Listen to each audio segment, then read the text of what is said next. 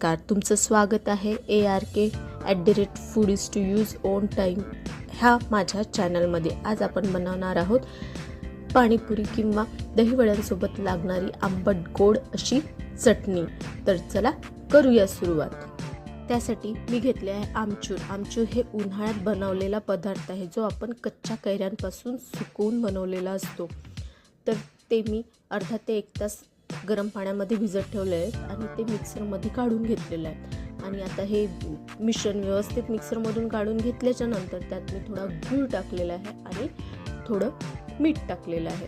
याला चांगलं उकळू दिलेलं आहे आणि ही झाली आपली साधी आणि सोपी आंबट गोड चटणी। यात काहीही आपण वेगळा पदार्थ टाकलेला नाही आहे हा आणि खायला पण एकदम मस्त लागत असते ही चटणी। चला तर मग बनवून बघा।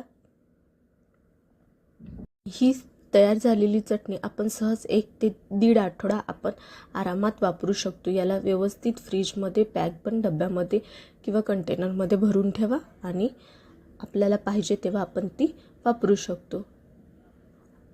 आवडल्यास माझ्या चॅनलला सपोर्ट करा। धन्यवाद।